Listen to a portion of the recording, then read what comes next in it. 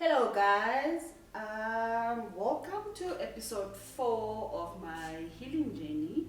My name is Mangele Sibisi, and obviously, I'm Pure Mkize.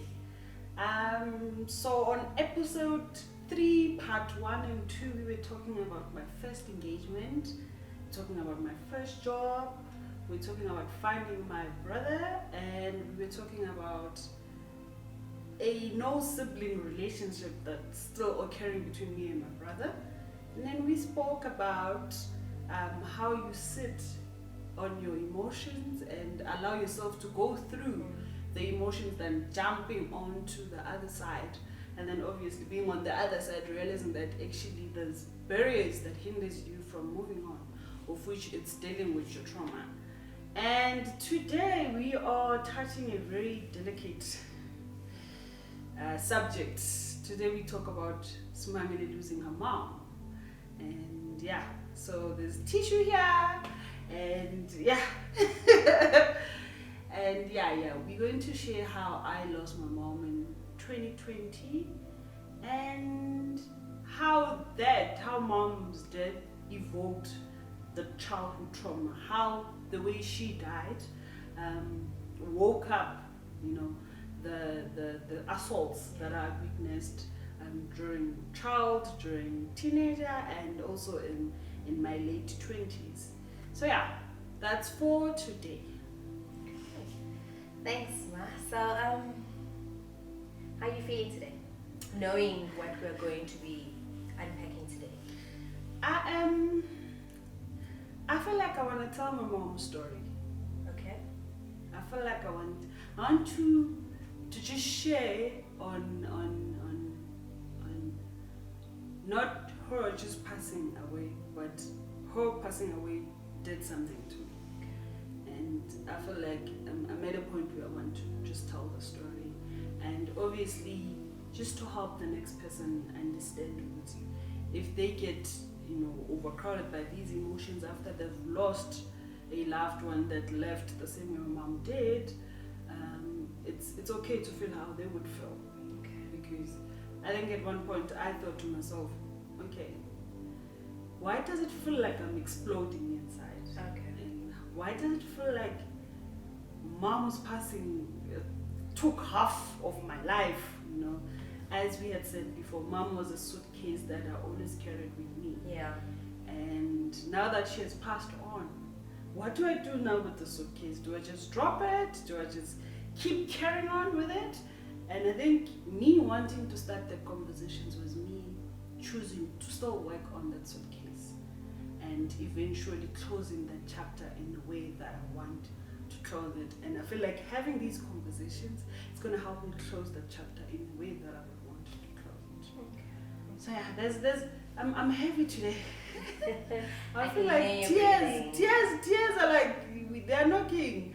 But yeah, we are going to talk about it. We're going to cry about it. We're going to laugh about it, and it's okay. And that's how I feel today. So before we get started, as Usma said, today we're exploring a very, as you said, you're exploding inside. So I can use the word explosive space in her life. So it's an even bigger trigger warning that we just want to highlight. So please be aware that this conversation is going to be emotional. So it's just we're putting out the disclaimer of the trigger warning. And we're also just saying that we do have numbers on our pages for you to reach out to people who can journey with you in a more clinical space for the whole healing journey that we are also having in this space. So before we jump into that, Yes. into that specific event, I want to take us before that day. So in your 20s, as we heard in the last 2 episodes, you were talking about how you had tried to leave your mom aside. Umyeke, angisangeni, andizi, and I'm going to be living my life. And you were living your life. But then at some point you realized, ukuthi, it doesn't work. Uma, like you're saying, is this suitcase engiphathayo, which is constantly with me. And that's when then you decided, okay, let me go buy her umkuku wake to just at least asuke from where she was currently staying with her abusive boyfriend, abe nendawo yakhe at least. Then you were having that trouble of feeling ukuthi ma still doesn't deserve me to love her the way that she thinks she needs to be loved by me, or I want to love her. And you realized it's because you were carrying all that stuff with you. So you were doing from a functional aspect, so I'm buying her ikrosa, but you were not doing it out of just your heart, truly wanting to lavish her like you were doing for Ugogo. But you said that you've understood that space, and you got to a place where you and your mom were starting to have a relationship. And I want to know about that relationship. Before we get to the fateful day, where was Usma with Uma? Your relationship, how you were feeling towards her, and just how you were starting to grow back together. Yeah. So this happened, I think, 3 years ago, when I was called by Ma's friends. They said to me, Uma, we're gula, and woman is valid, and I'm like her. Umuntu kuluma. Just invite her. We'll sit outside and we'll have chats, and sometimes she had that relationship with her friends. Yeah. You know, and this time around it was different. Who's valid doesn't understand what's happening, so please come. And so I drove there. When I got there, and yeah, she was weak. She had lost weight. Uma was a very tiny person. She was short. She was tiny. I think when I got her from my father was tall. Growing up, I was tiny like mom. Yeah. Gogo used to say, "Yeah, mama buena." But I think one day I took it from my dad side. Yeah. So she had lost weight. She was weak. She wasn't eating. So she looked very bad. She couldn't even walk properly. So ngamtata, and then I remember I'm sure Gogo because it was late. Yeah. And then I went home, and then the following day I drove back in the morning to go get her. And then I took her to a private doctor. I said, because I don't want to be waiting in the public facilities, let me just go straight to someone who's going to just attend to her immediately. So we went to a private doctor where Gogo usually goes, and just by looking at her, the doctor said to me, your mom is very sick. Yeah. And so we placed her on the bed, and then she analyzed everything. She was like, one, she's got something that looks like a chronic lung issue. Okay. And I just did HIV test, and they came back positive. So her mom has HIV and AIDS, and she said I'm also finding problems with her kidneys. Okay. And she said, okay, luckily she doesn't have TB. Okay. But once you're exposed to HIV and AIDS, your body gets immune to everything that just enters the body. Yeah. So right now her body is just at the state where it is attacked left, right, and center. So I'm going to give you medication to give to her so that it just, lowers the pain, but you will need to take her to a public facility, because in that rose will control the free facilities that the free medication that she needs to get. And yeah, so they gave her everything, injection, they gave me, I think, multivitamins, something. He gave her everything that she was going to need until we take her to a public facility, of which we did. So we took her to a public hospital that is closer to home. Yeah. And they started her on everything. Okay. They started her on the ARVs treatment, and then there was a problem with the heart as well. So there was high blood pressure in the heart, the kidneys, and then the lung. So she had a chronic lung illness. Okay. And at that time when we went to get her, one of the lung had pneumonia. So yeah, I think she stayed 3 months in hospital. Okay. They were still trying to balance her, bring everything down, but put you on this treatment, see how it reacts and all of that. I think it was that moment where I said, you know what, she needs me. Okay. And me having a car at that moment, it was flexible for me to visit hospital now and then. And also to go buy things and unlike Gogo will have to use a taxi to go visit. So every time it was visitations, I would either go myself if Gogo can't go, or sometimes I would just go home, pick up Gogo and everyone else, and then we'd go visit. And it was nice. It was. She used to say what she used to call it scenting, because sasingena plastic as words. So it was nice. I think she had realized her family is there for the very first time. We were there initially almost every day to visit, and I think she kind of felt loved at that moment, because she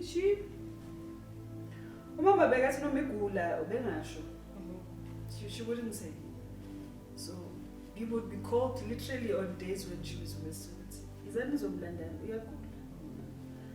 and us showing up every day when she was in hospital, I think it gave her the hope, it's okay, my family is there for me. And so she was in and out of hospitals, in and out.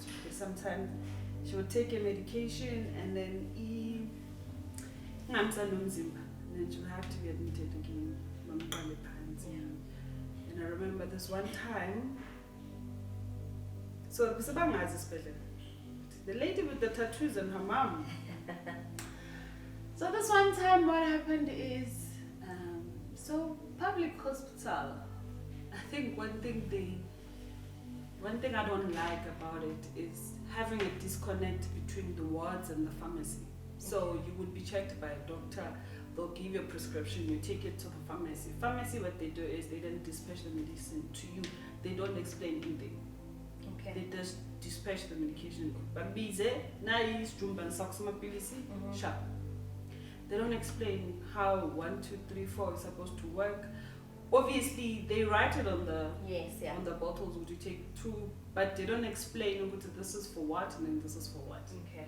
And then sometimes you find that the doctor says, I'm going to change your medication. They don't literally give you these 2 bottles and say, we are changing you from this to that. Okay. They'll just tell you, we're going to change your medication. A pharmacy doesn't work. But when you get to pharmacy doesn't tell you to stop drinking. Okay. Because substitute pink, okay. purple. Yeah. So there was a point where mom fell sick and she was hallucinating. Every part of her body was sore. When you touched her, she was literally crying with it is sore. The friends called me back to say, hey, now mom will do that, and as I was going there, and this time around, Yeah. and I drove there, and because it was late, I went to Gogo, said no, bring her the side. So I took all the medication that she had. Yes. I went to Wagogo, and then this was before this scene as I hallucinated. Sahamba said especially for her appointment. So she missed her appointment by 2 days. Yeah. She went on the third day. And then when we got there, the nurses, what they picked up was, you didn't come on your day. So meaning these other 2 days or those 3 days, what were you drinking? Yeah. Because when we give you medication, it's supposed to last you until your next appointment. So Ma wasn't she wasn't a talkative person. She would rather not talk if you ask her things that she feels like I don't even have answers to answer to. So she kept quiet. But because I was there, I got so furious. Because the nurse kept saying things like, this is why you guys die, because you don't come and collect your treatments on time. And you sit at home and you don't take your treatment. It was so bad. And we were in a room full of people. And she's busy screaming at my mom. I walked in. And I gave her a piece of my mind. And I'm like, you guys don't understand. This is the same reason why patients don't come back to collect their treatments, because you make it a point that they feel like they are nothing without your treatment. And you don't understand how, one, they get affected being in a position of accepting that they're sick with the sickness. And then 2, they have to come here and look at you guys while you give them crap. And that lady started apologizing and said, you don't understand what happened. You don't even ask, how is it possible that you still have medication at home? So now I told the lady, I said to her, the thing is, there's a disconnect between the pharmacy and the wards. Yeah. Ma was given a medication that could last her for the next 6 months. But you guys thought she was given a medication that could last her the 30 days. Yeah. That she's supposed to be at home and come back. She was like, it's impossible. I was like, it's possible. We do have the medication right now. And she was like, no, there's no way. There could have been a problem. Like, that's the thing. You want now to narrate to the story after I've told you what happened. But at first you attacked her for having medication that you can't account with Yeah. Yeah. you know. And I remember I said to her, I want to see a psychologist delapaya. I don't know if they call it a psychologist or what, but we had to go to a room where they're going to consult us and tell me medication I can't buy. Okay. And I said, I want that right now. You know, and then they put us in the room with the lady.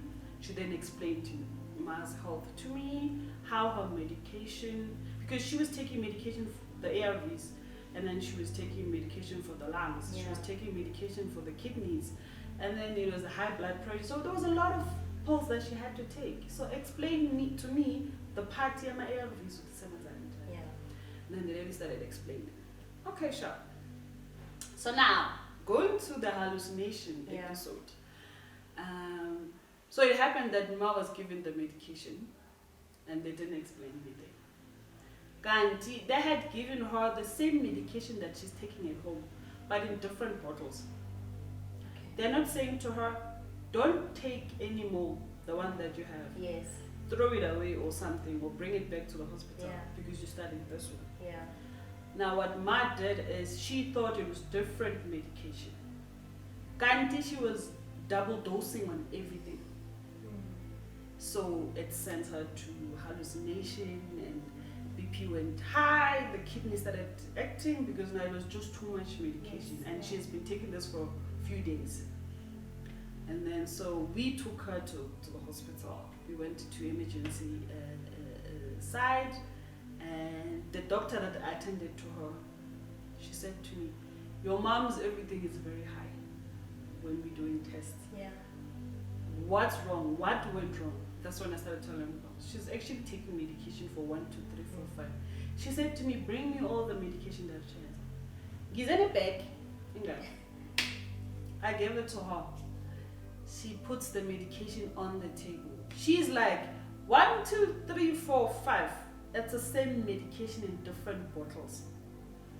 1, 2, 3, same medication, different boxes. Literally, she had to take only one Of each. of each, not take 5 and then 3. And no, that's why everything is high. That's when I told her as well, Uti, the thing is there's that detach between the two Yeah. sections of the hospital. So when the doctor gives her a prescription, when she forwards it to pharmacy gives her the medication without explaining. And then she said, do not worry, we'll bring everything down, but she'll have to go into isolation because we can pick up an infection as well. Okay. So she went in again for 3 months. Another 3 months. Yes, another 3 months in hospital. And I think at this time, we thought she wasn't going to survive because she had problems breathing. And then she caught the infection. So literally, we would have to just peek through the window, not enter her room.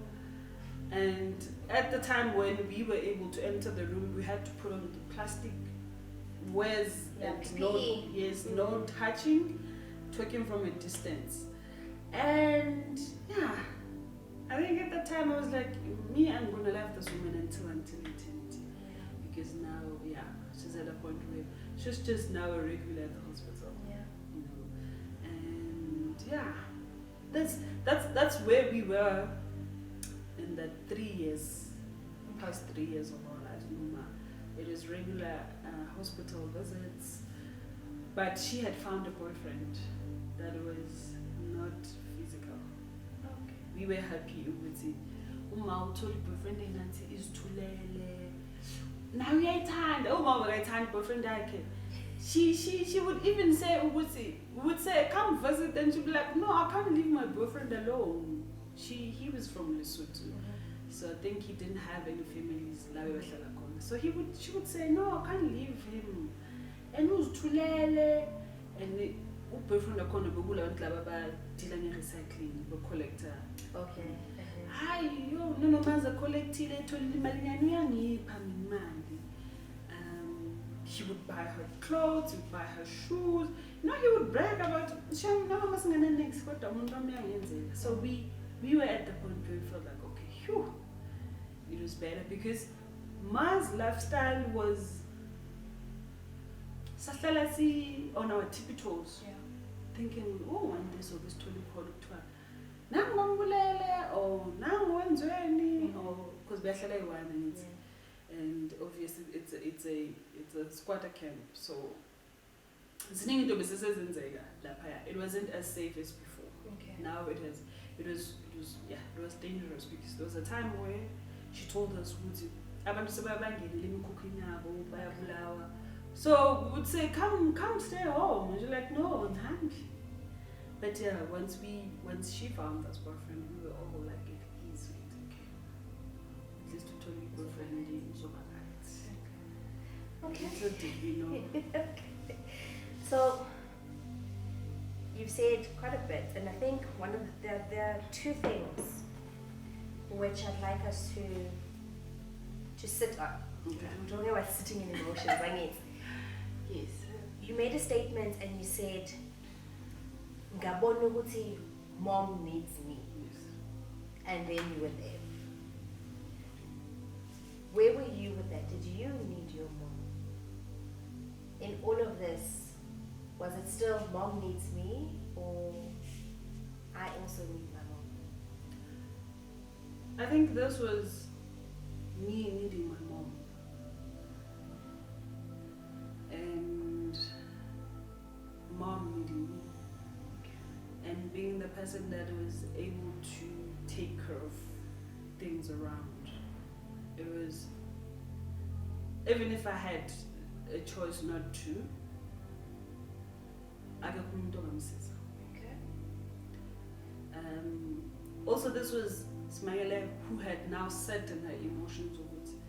Okay, I'm accepting mom is mom this way, and I just need to do adjustments on myself. Okay, how do I accommodate Uma being who she is? But unfortunately, the sitting into emotions happened just before Uma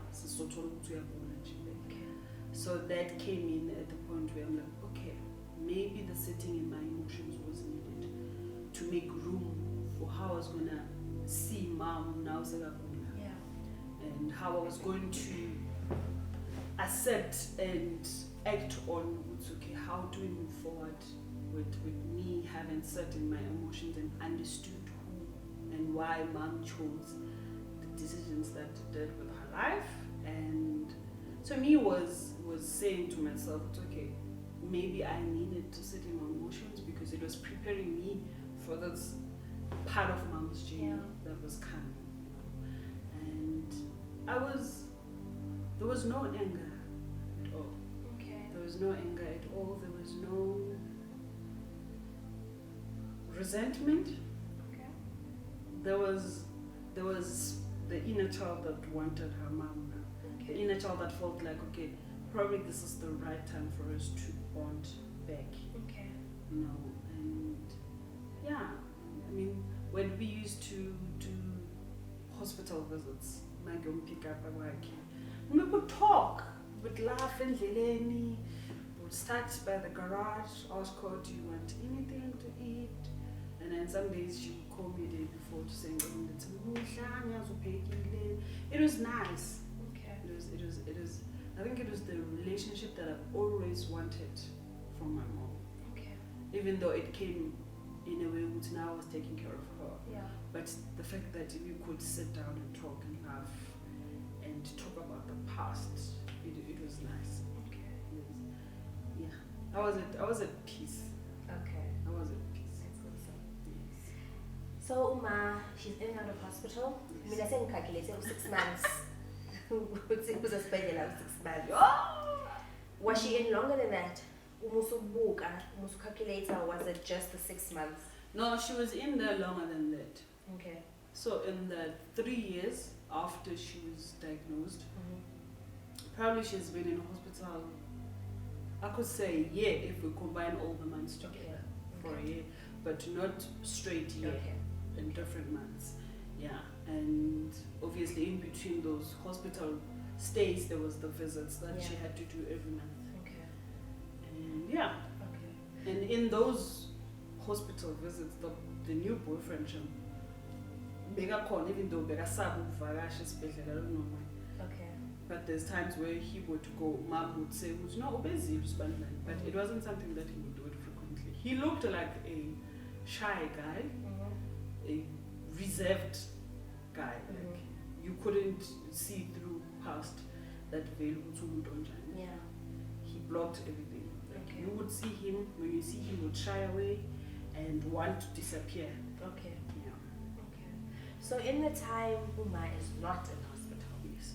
so your relationship starts to come back together, triggered by, like you say, it's an unfortunate event, but it started to answer that thing that you're saying, Ubutana, you're a little child who wants her mother.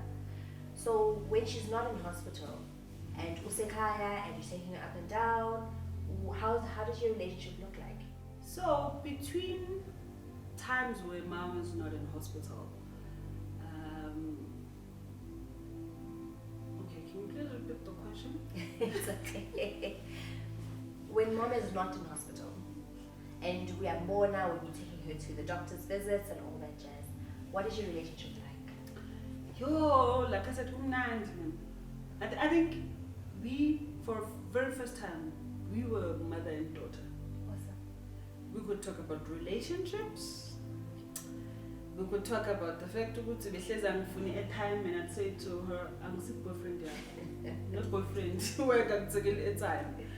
But I could say to her, some sort of should go like this. Sometimes being like it's where some sort of should go time. You know, she, if I look at it now, I'd say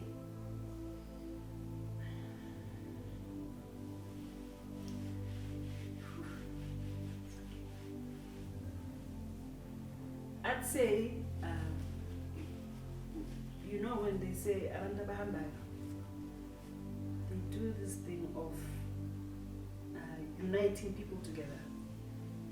Or they would act fine and then but they were okay.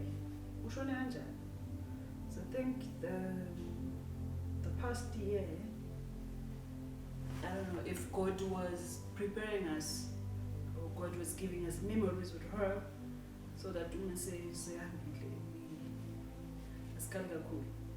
so yeah, since I'm looking to together, I would take them for spa treatments, would go out to lunch, and yeah, we were creating memories. We were creating fun memories. It was fun. I remember how I used to say to them, I'm going to take them to Durban one day. And Gogo would complain, hey, it's cats that will have to sit in the car when we go to Durban. And yeah, we always planned trips with them. I planned trips with them. It's unfortunate that but yeah, we planned trips together, and yeah, we would talk about boyfriends. I'm doing a boyfriend there, and then and it was nice. It was nice. She was a best friend now. But they are in forget time but yeah, it was nice. When she passed away, it felt a bit lighter because now I could relate back to the last memories we had together. And like if she had passed away, Singapore created those memories, probably I would have crushed hard because those assaults only. But now I look back, I'm like, when this case I said restaurant, so it's like a fucking knife. And we would start laughing. We'll start laughing, because you used to take care of us. You used to take us out and all of that. And yeah, it's those memories that I hold on to. Okay. Yeah. So you're in a good space for now. Yes. Are we ready to jump to the day? Let's jump to the day. Okay. So we do this. Yeah, so how I'd love for you to share it with us is take us through the day. Usmangele wakes up, Exi. If you can just take us through that day. What happens during that day? What are you feeling? Yeah. So before we get to the day, I just want us to have a background feeling what Smile's life was during the during the year of 2020. Yes. So in March, obviously we had the lockdown, and then I think it was July, if not June, where salons were now allowed to operate. And the business had accumulated so much debt because we had 2 branches, and the landlords wanted their monies during lockdown, and there was no income generated. So there was a lot of squalities that we went through, that even when we opened, the landlords wanted their money. And because it was just a lot, and I mean, everyone is looking at you to fix things.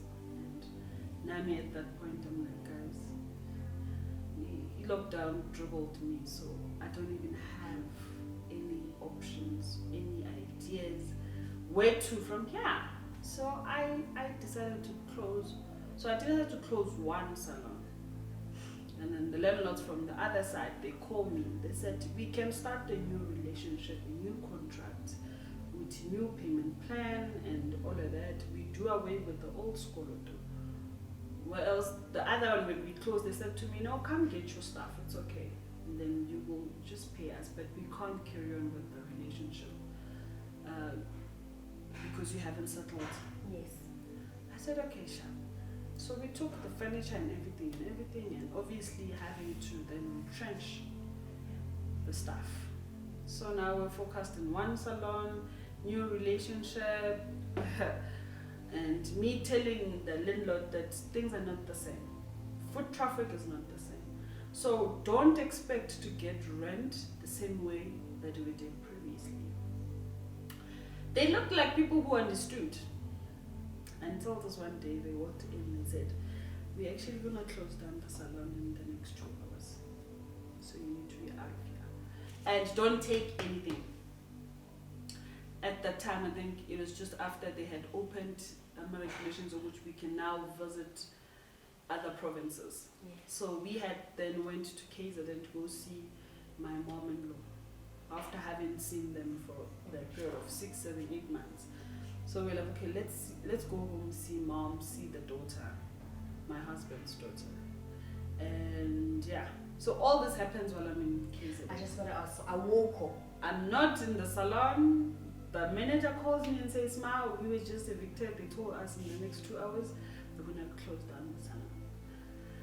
I said to them, I don't have any plans. So rather, grasp as much things as you can get. Call an Uber and pay for the Uber. And then just take, especially the system, the books, we need those. So just take as much as you can. So they did, fortunately. And just as they entered the Uber, that's when the landlord came to the salon. So at least luckily. But there were clients inside the salon, meaning they had to turn away those clients. And I remember there was one client that they were busy with. And then she said, it's fine, I will follow you guys to Soweto and so that you can finish my hair, I don't mind. And that's how we then closed the second salon. Now we had to retrench the other people. So in total we had to retrench 29 people. Now Spaniel is like, ooh, what's happening? What is happening? Everything is just going left, and we found a small space. We started operating. So this was September. September, October, November. Still things are not going as Smile once, but smile is accepting that situations you can't change sometimes. Yeah. And you just gotta be there in those situations and go through. December 2020. So we decided that we're gonna have mom-in-law to come visit the side because we didn't have money to go to the other side. So we go fetch mom-in-law and the kids, and they visit beginning of December. I remember it was on the 9th of December. That's when they came and collected the car. Sharp.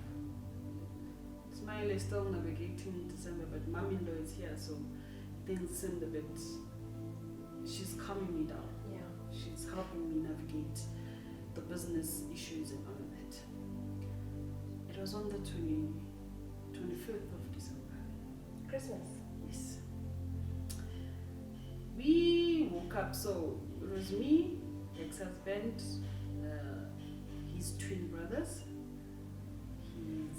his child, sister's child, mom-in-law, and me. We woke up, today's Christmas, Smile's going to cook.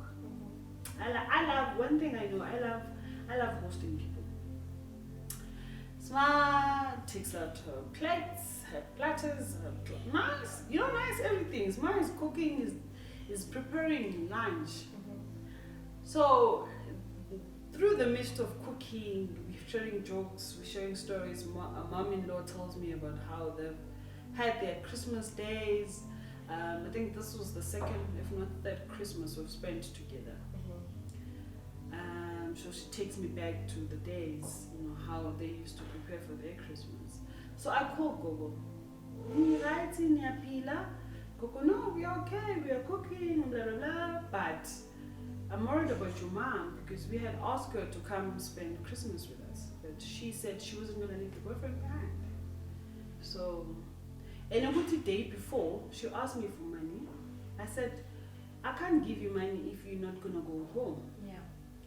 And then she then called Gogo. Gogo calls me to beg me. No, it's fine, you know what, it's okay. We are accepting that she doesn't want to come this Christmas. Just send her the money. So I sent her an e-wallet. And she then sends me, please call. So I called, like, okay, I got the money, thank you. I'm with my boyfriend, blah, blah. And it sounded like they were having fun. They were having a party, but it sounded like they were having fun. That was on the 24th. Yeah. 25th, I call Gogo in the morning. Sharp. We're trying to call your mom, but we can't reach her.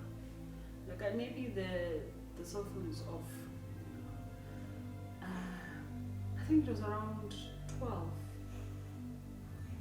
I started feeling the feeling of, when you feel like something has happened, but you can't wake off the feeling. Yeah. So I thought, maybe I'm tired of being cooking since morning, Just as I sit down, around 2, I've just dished for myself, and everyone has dished. And then Mom-in-law was like, no, let's sit down and eat now, you've been standing. The call comes in. They say, please come, your mom is hurt. She needs to be hospitalized. So I'm like, okay, I'm coming just now. So now, remember, Smart doesn't have a car. Yeah. So now we need to call an Uber. As we're waiting for Uber, I asked my ex-husband and one of the twins to please accompany me. Gogo calls. Now she's panicking. She's like, these people keep calling me. They're telling me she's going to lose her life if we are not there on time. So now I'm panicking. I'm like, okay, sharp.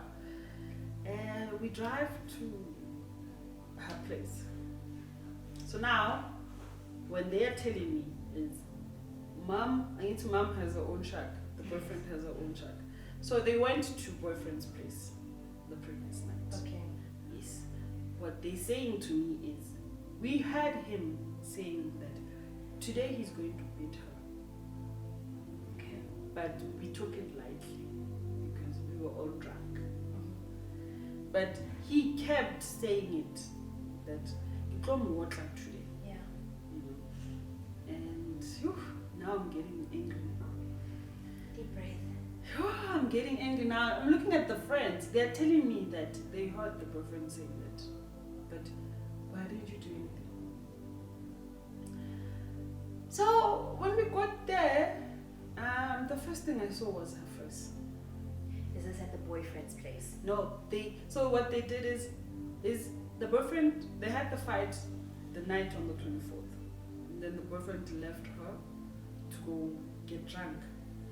And then the friend sent her children in the morning to go look for her because it's Christmas Day. She didn't come back. Where is she?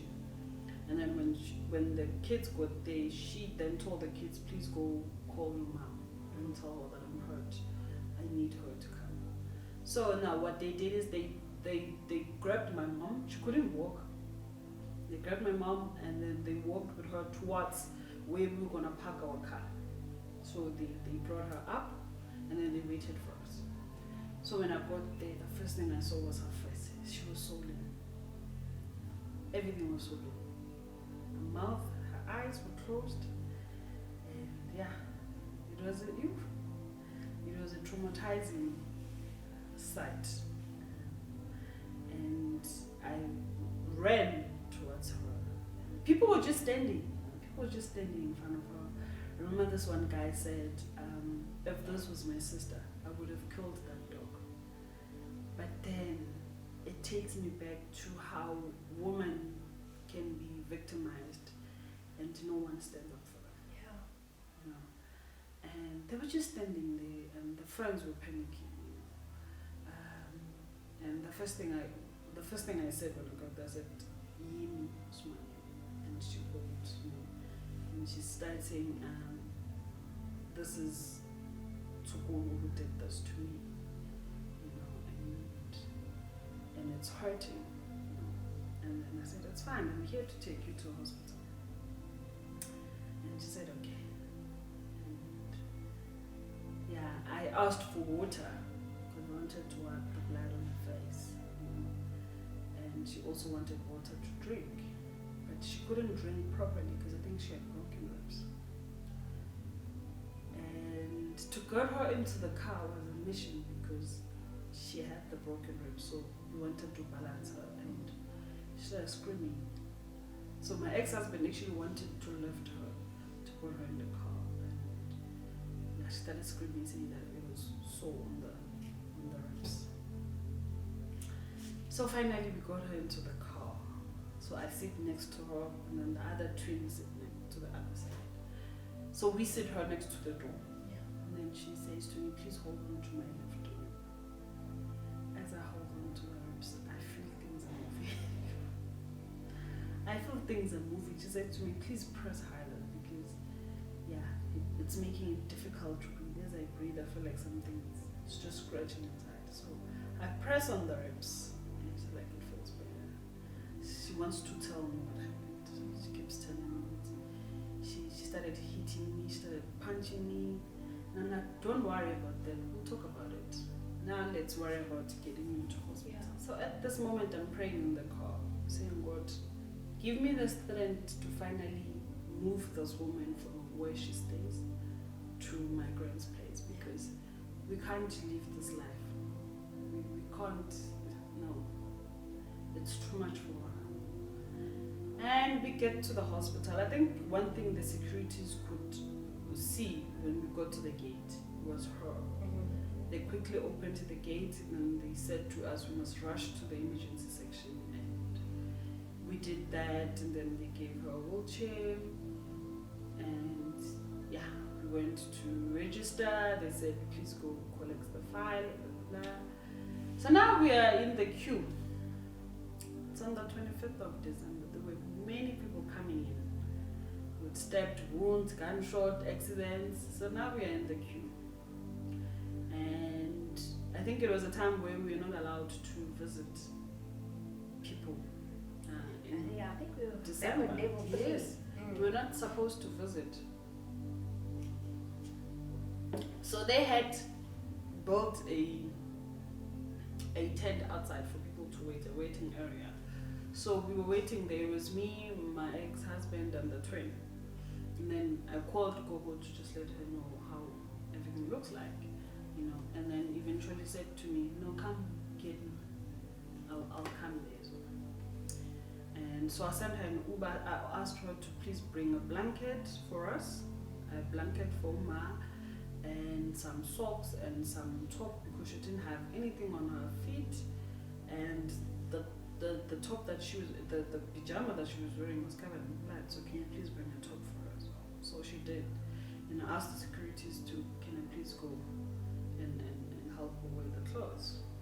So as I was busy helping her, she kept saying that the boyfriend, actually he wanted to kill her because after he did everything, he left her there and he didn't even call for help or anything.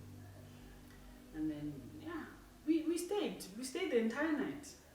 The 25th of December, we were in hospital the entire night, and they had said to us, don't leave her until you know if she's going to be kept in or not. So we stayed, Go and the ex-husband and the twin brother. And so I think it was until 4 a.m. Still no hearing from the hospital what's happening. So I say, no, you know what, let's go home, everyone, freshen up, and then I'll come back and then I'll let everyone know it's Kambanja. So go Nazi. And then now my mom-in-law says to me, no, I'm coming with you. Yeah. Now it's on the Saturday on the 26th. I'm like, okay, let me take izinto zokugeza, pajama, gown, ingubenye futhi for her. Yeah. And we go to the hospital. So we start by the image intersection just to check was she admitted and where. They say yes, she was. But now I left the mom-in-law at the tent because they could only allow one person in. So I go in. They showed me where she was sleeping. Then I got there. She was in isolation, and they had a tube to drain out the blood because she had bled internally. And now she's better. The face had swollen down, and she could talk now. The first thing that she said was, "Can you please give me water?" And then I remember telling her that this time around, when you get out of this hospital, you're going straight to Gogo. I'm no longer playing these games of these assaults. And she said yes. And we couldn't talk much because they said to me, no, we're not allowed to keep you here. So I asked, can I please go get her food? I said, okay, sure. So I went to go get her liquids, and then I brought them in. And then I called Gogo to just update her, and then we left with Mamilo.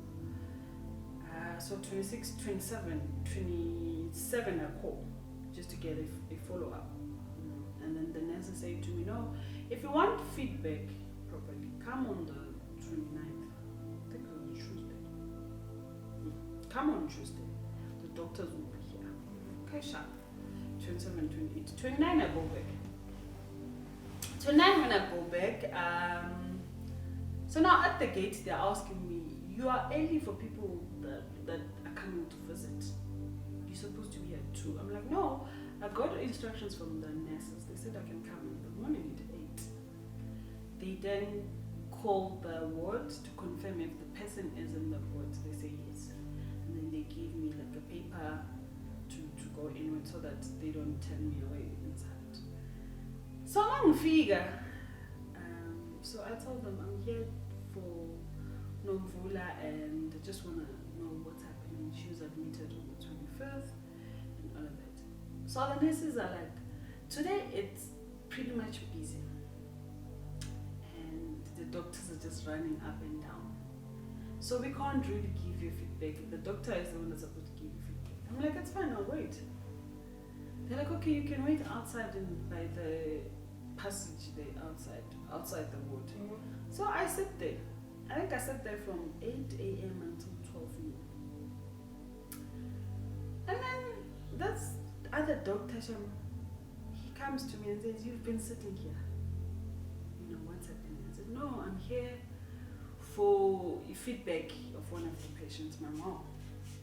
He says, you know what, follow me. And then we go in and then he calls those doctors. He says, you know what, you're going to have a conversation with this woman. You're going to tell her what's happening. And then So they called me to a separate room, and then they made me sign a book where I think that's where they would then make the family members of the patients sign that they did have a conversation with you, where the state of the health of the person. So they then explained to me that actually your mom's, the other lung that was functioning was bruised by her ribs. It was actually punctured by her ribs, so it has collapsed. So she's having difficulties breathing. And then on top of that, you know that she already has a chronic illness with the other lung. So it's giving her problems to breathe. Although also your mom has a tiny body, so the amount of the assault that had on her, it's very traumatic to the body. So yeah, right now she is like very ill. And at that time I'm like, oh, okay. Yeah, they're like, yeah. So I said to them, can I see her? I said, yeah, I'll take you to her. So as we went in the ward, and she was having difficulty breathing. She was making sounds, and I still live with those sounds in my mind. So I tell her that it is me, Buta, and I'm here to see. And then I started praying. So this other doctor walks in and says to me, don't worry about it. We are taking her to ICU because she's having difficulty breathing, and we're just hoping it's going to help her. So at this moment I'm like, oh God, Kanti, what's happening? What's happening? Just when I thought we were having this relationship. So eventually I leave the hospital, and one of the nurses says to me, I know you. You would usually bring your mom for treatments. I said, yeah. She said, don't worry. We're going to do all we can.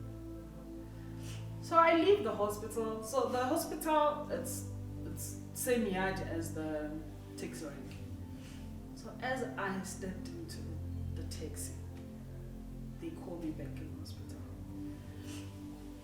They say, no, we need to talk to you at the ICU. But first, go get your mom's belongings because we don't use any of those belongings in the ICU. Just go get the things at the ward. So I stepped in the ward and take the beds and the other food. And then we go to ICU. Uhamba wedwa. Hamba ngedwa. Because when I went to go see her on the 29th, I'm begging one. Because they only allow one person. Yes. So I go to ICU. When I get to ICU, I can hear her sounds from outside the ICU. And then they say to me, no, just wait there by the chest, then we're still busy with her. And then for a while it goes quiet. Whew. Now I'm trying to pray, but not even words are coming. I'm just sitting. And then the sounds come back. Like, okay, maybe she's back. And then for a while it goes quiet again. I'm like, okay. So after some time, they call me. So now they've closed the curtain. They call me to a separate room, and I think there was like 6 people. They closed the door. And the doctor that had said to me, don't worry, we're taking her to ICU, kneeled next to me. And she looks at me, she says to me, we tried everything. We tried everything we could to put on the tubes. But my mom was tiny. And it was just giving us problems. And her heart just stopped. So yeah, that's what happened. And I've never cried like this in my life. Don't I memeza? And they were just trying to calm me down. And they were telling me it's okay. if you need us to fill in any forms regarding opening a case, you can just come straight to us. I said, okay, sure. And then I was shaking. I didn't know. Like everything stopped for a moment, and it felt different. I don't know. I felt like, is this how people feel like when they lose people closer to their hearts? You know, and so I took the bags and then I walked out and I was just crying on the way to the tent, all the way to the tent. And I was sitting there in the tent and thinking to myself, it's not possible. It is not. Probably they'll call me to say actually she's woken up. But part of me felt like the reason why I stayed there in the hospital and refused to leave when the nurses said to me, you can leave because the doctors are too busy to come talk to you. I felt like it was her saying, don't go. I said, stay there. And yeah. So I called my ex-husband and said, please come fetch me. And yeah, this is what had happened. So he came. We went to, so I had called Gogo to tell her, but yeah, she was normal. So we went to Gogo and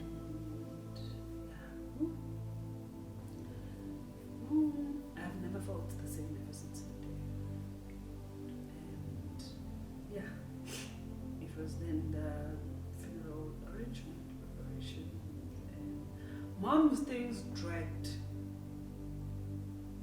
To get her out of hospital was a mission. They said to me, we can't give her to you until you open a case. So we went to open a case. The police station that we went to, they said to us, no, we can't open this case because the assault happened in Roodepoort side. So you have to go to Roodepoort. The following day we went to Roodepoort. It was on the 1st of January. So mom passed away on the 29th of December. 1st January we went to police station to open a case.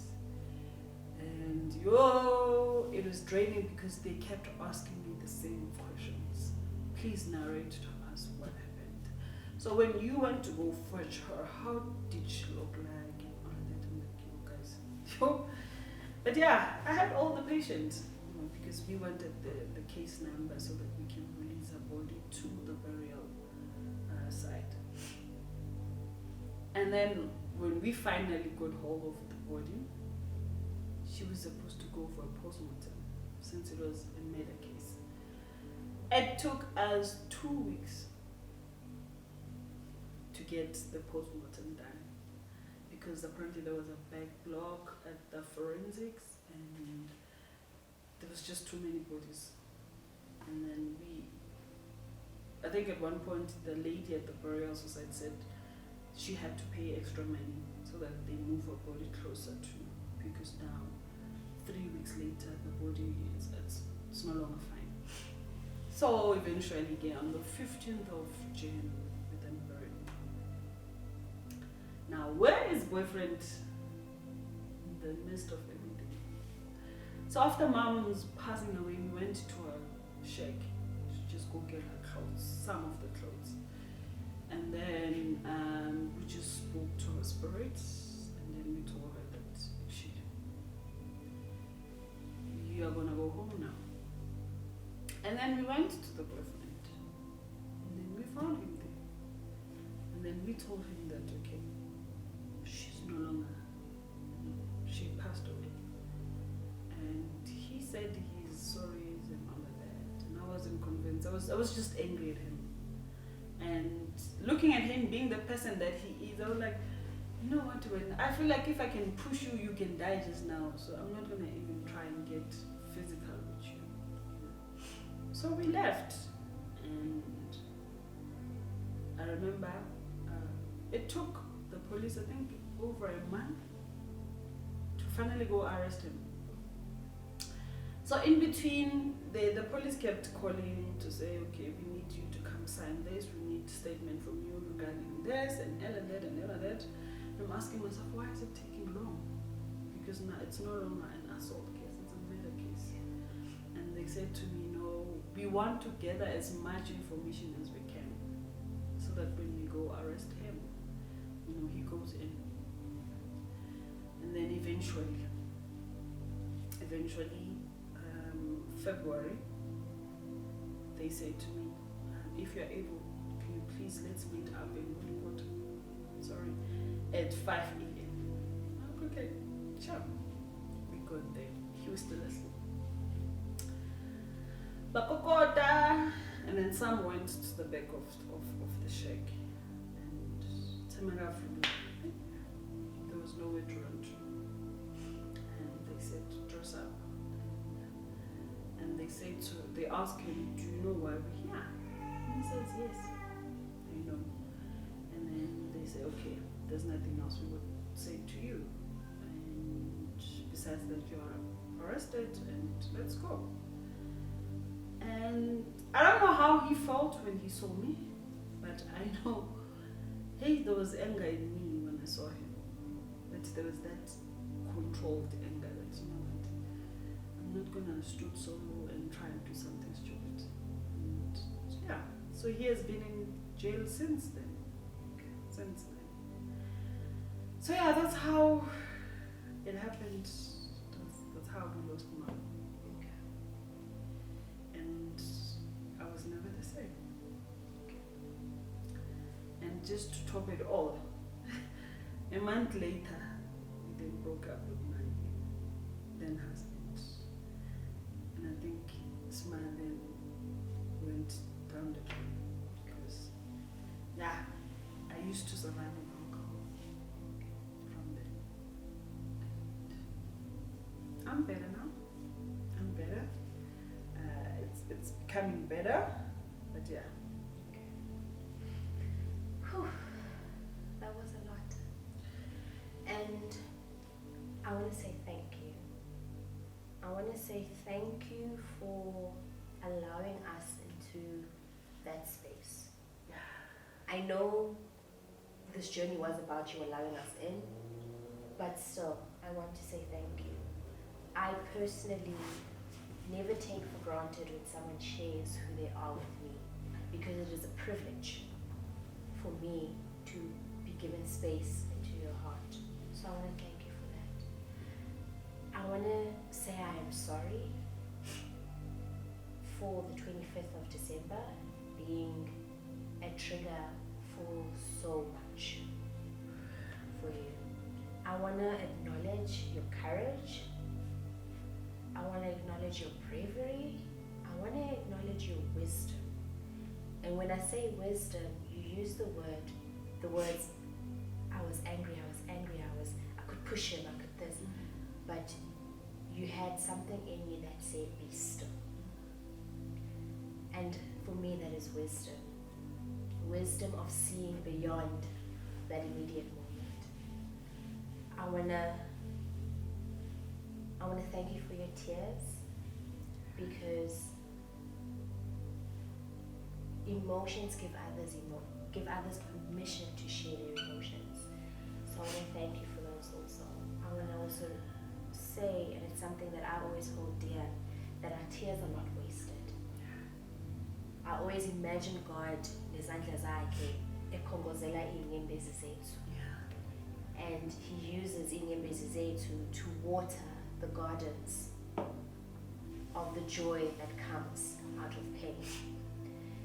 And I would love for us to actually end it here today. Yes. Because you've said a lot.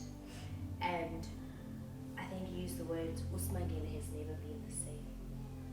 And that is something that we can step into next time, in the next conversation. But I just want to honor this moment. I want to honor this space. I want to honor you. I want to honor your mom's memory also. And I want to honor the beautiful relationship that God gave you in the last 3 years, that allowed you, you're able to think of that time when you went to the restaurants and you have a fork and knife. So I want to honor that. And I just want to say to those watching us in this space, I want to say that you are seen, you are heard, and you are held. And I want to thank thank you for being a part of this journey with us. And as you start your own journey, I want to remind you that every day when we wake up, it's because our story is not done, and that our stories are beautiful. No matter what they look like, they are beautiful because we are created in beauty and love. So thank you for joining us in this episode. I just want to remind everyone that we do have the numbers up on our pages for you to chat to psychologists, for you to go to crisis centers should you need them. So that is us for today, and we will see you in the next episode.